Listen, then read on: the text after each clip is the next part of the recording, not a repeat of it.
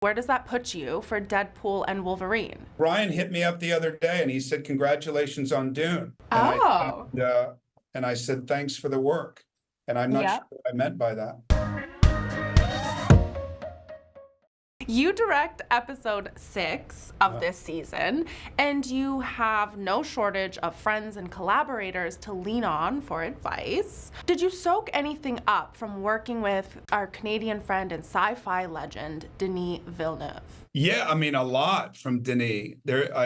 He's one of the least pretentious people I've ever met, period. And as its director, looking at his trajectory from Ascendi, which I know he did French films before Ascendi, to, Sicario, to Dune, to, and everything in between.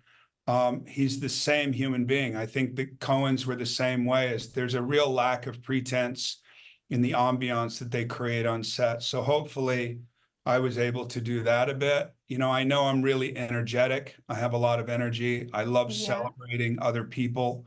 And I think that there was a lot to celebrate on our set. There's a lot of really talented actors willing to put themselves in very uncomfortable places, maybe because I post naked pictures of myself. I don't know. And trust me that I'm going to not do them wrong at the end of the day and make them look stupid. So I felt very blessed to be able to be in that position to direct that episode.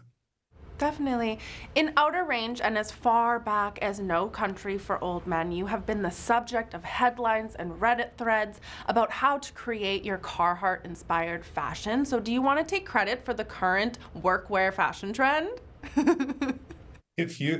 Do you want to give me credit? That's the question. Of course I want to give you credit. I don't know if it's deserved, but I'll take it. Josh Brolin.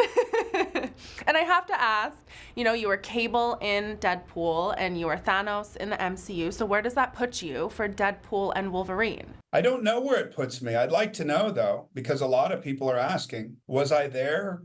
Did I forget? Yeah. I don't know. Ryan hit me up the other day and he said, "Congratulations on Dune." And I said, "Thanks for the work." And I'm not sure what I meant by that.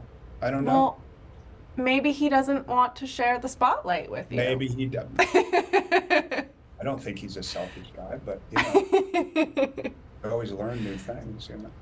You're booked and you're busy, and you said that you didn't have to do another season, but you did and you wanted to because it was worth it. So why are you so passionate about continuing this story? It's like a good book. If you look at a series of books, what was there?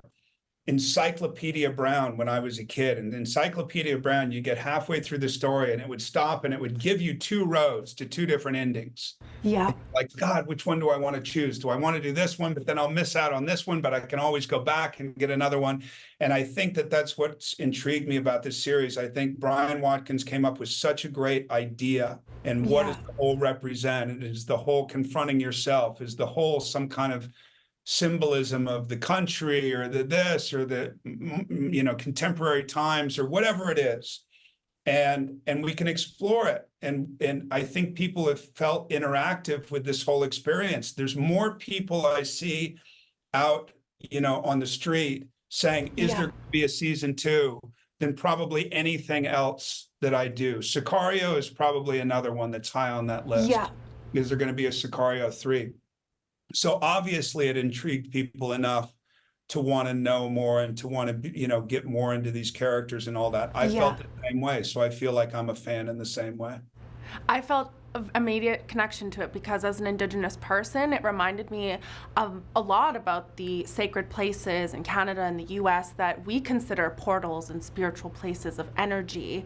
How has the show changed your perspective on time and spirituality?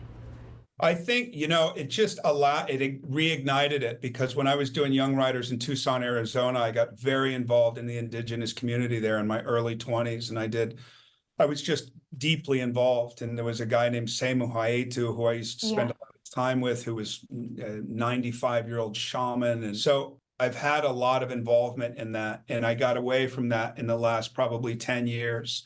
And I think through Tamara, I think through Heather Ray, I think that, you know, doing the episode that we did based on the indigenous community back in the 1800s, I think a lot of it has come back full force. And you know, I mean, look, it's once you're reconnected to that earth spirit, Mother Earth thing, it just, I don't know, it shifts you. It shifts your perspective, which I love.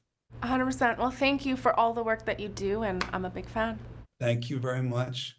Like the video? Then hit the button, or better yet, drop us a comment. Then check out our latest videos here. And don't forget to subscribe by hitting the button here for more celebrity interviews and entertainment news.